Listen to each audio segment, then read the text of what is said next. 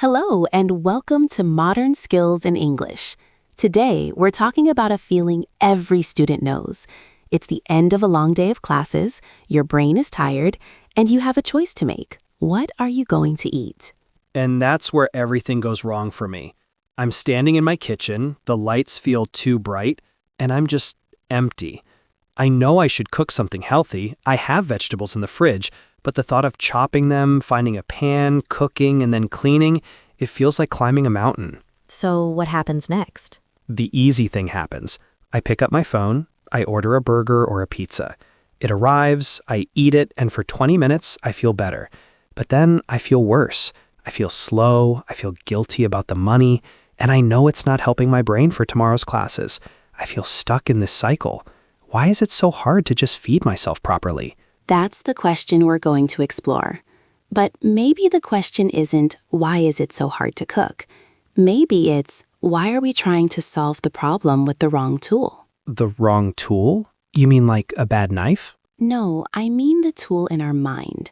Most students think the solution to this problem is discipline. They believe they need to force themselves to cook a proper meal, to follow a recipe, even when they're exhausted. Yes, exactly. I tell myself, just do it, be more disciplined. But my tired brain always wins. It wants what's fast and easy. And that's the key. The tired brain will always win. It's designed to save energy. So the solution isn't to fight your tired brain. It's to create a system where the easiest choice is also the good choice. The problem isn't your discipline, it's your system. A system? I don't have a system. I just have a fridge with some random food inside. Most people don't. Their system is to decide what to eat when they are already hungry and tired, which is the worst possible time to make a good decision. So let's start there. The first mental shift is to stop thinking about meals. Stop thinking about meals? But that's what eating is, a meal. Breakfast, lunch, dinner. It is, but the word meal creates pressure. It suggests a recipe, a finished plate you might see in a book or online. It feels complicated. I want you to think differently. Let's think about a single, simple component. A component? Like an ingredient? Like one carrot? Almost. A component is a simple, prepared part of a meal. Let's imagine building blocks. You don't think about building a castle from nothing. You think about the blocks you have. Let's say you have 3 types of blocks: a base component, a protein component, and a vegetable component. Okay, so a base is like rice or pasta? Exactly. A protein could be chicken or beans or eggs, and a vegetable is, well, a vegetable. A healthy meal isn't a magical recipe. It's just a combination of these components. Your job isn't to be a chef, it's to be an assembler. An assembler? So instead of thinking, I need to cook chicken stir-fry, I should just think, I need a protein, a base, and a vegetable. Precisely. That simple change lowers the mental energy needed. You're not following complex instructions, you're just putting 3 things in a bowl. This leads to the second big idea, which is where many students get stuck. They hear this and think, okay, meal prep. Yeah, that's what I was thinking. I've tried it. I spend 5 hours on a Sunday cooking huge amounts of food. I buy all these little plastic containers. By the end of the day, my kitchen is a disaster and I'm even more tired. And then on Wednesday, I don't even want to eat the chicken I cooked. This is a very common experience. The traditional idea of meal prep feels rigid. It assumes you will want to eat on Thursday what you planned on Sunday. But life and our moods change, so the goal isn't a rigid plan. The goal is a flexible system. A flexible system? How is that different from regular meal prep? With rigid meal prep, you cook 5 complete identical meals.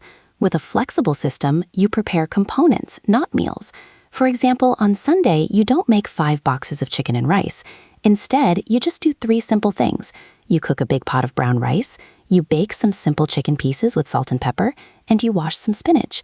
That's it. It takes less than an hour. Okay, so I have cooked rice, cooked chicken, and clean spinach in my fridge. Now what? Now, on Wednesday, when you were tired, you have options. You can take a bowl, add the rice, the chicken, the spinach, and put some sauce on it. That's a warm bowl. Or you could take a tortilla wrap, put cold chicken and spinach inside. That's a cold wrap. Or you could chop the chicken, mix it with the spinach, and add some olive oil. That's a salad. The components are the same, but the meal feels different. You choose what you want in the moment. The system serves you. You don't serve the system. That actually sounds much easier. I'm not trapped by my Sunday decisions. So the work isn't really cooking every day, it's just assembly. It is assembly. And this brings us to the third turning point. We have to change our definition of how long a good meal should take to prepare.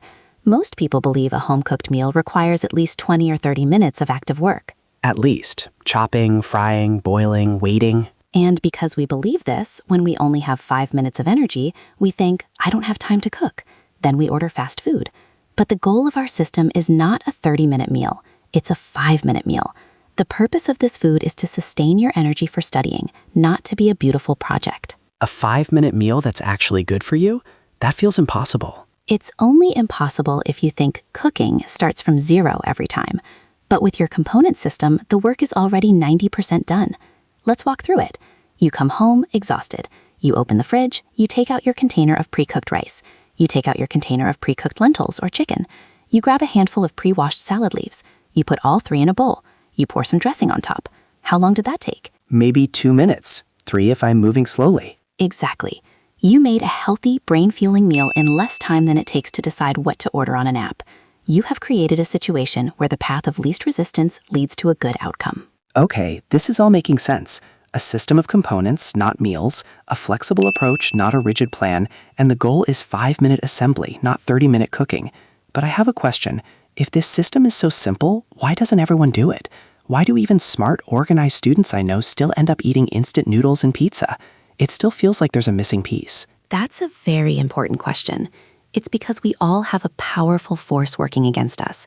It's our default setting. My default is definitely pizza. Right. Your brain has pathways that it has used for years. When you are tired, your brain doesn't want to create new pathways. It wants to use the old, easy, automatic one. Your default is tired equals order food. For a new system to work, it has to be easier than your default. But how? Picking up my phone feels like 0 effort. Opening 3 containers, putting them in a bowl and washing it, that's still more effort than 0. Is it really? Think about the entire process. Finding the app, choosing the restaurant, arguing with yourself what to get, typing in your details, waiting 40 minutes for the delivery, the guilt you feel afterwards, that's actually a lot of mental energy. The 2 minutes of assembly might be more physical work, but it's far less mental work. The real work is setting up the system so it's ready before you get tired. So the main decision is made once a week at the grocery store. You've got it. That's the one moment of high energy you use for the whole week. You go to the store not with a list of complicated ingredients for 7 different recipes, but with a simple checklist for your system. I need 2 base components like quinoa and whole wheat bread. I need 2 protein components like eggs and canned tuna. I need 3 easy vegetable components like a bag of carrots, cherry tomatoes, and frozen peas. And finally, I need 1 or 2 flavor components like hummus or a bottle of soy sauce. That shopping list sounds so simple. It's a template. It is. And by doing that one simple shop, you have made dozens of good decisions for your future self. All those small good choices accumulate. They accumulate. I like that. So each time I assemble a simple bowl, it's like I'm getting the benefit from that one good shopping trip. The little bit of effort I spent on Sunday continues to pay off all week. That is the entire philosophy. You make one good high-energy decision that builds a system. Then that system makes all your future low-energy decisions easy and healthy. The system becomes your new default. So my default doesn't have to be pizza. My default can be a healthy bowl that's ready in 3 minutes, because the components are always there. And the system is flexible enough that you don't get bored. One night you use hummus for flavor, the next night you use hot sauce. One day you eat it from a bowl, the next day you put the same components in a wrap. It provides variety without complexity. You know, it feels like this isn't really about food. It's about energy management. I spend all day managing my mental energy for studying, but I never think about how my food choices sustain that energy or drain it. That's the core of it. What we eat is a powerful tool to help our brains work well. This system is designed to make it easy to use that tool effectively, especially when life as a student is demanding. It respects the fact that you are tired. It doesn't ask you to be a superhero. It just asks you to be a smart assembler. It's not about becoming a better cook. It's about being kinder to my future tired self. Exactly. You're designing a system that works for your brain, not against it. Hello, everyone listening. We hope this was helpful. If there's a student problem you think about often or a system you're struggling to build, let us know in the comments. We read them all.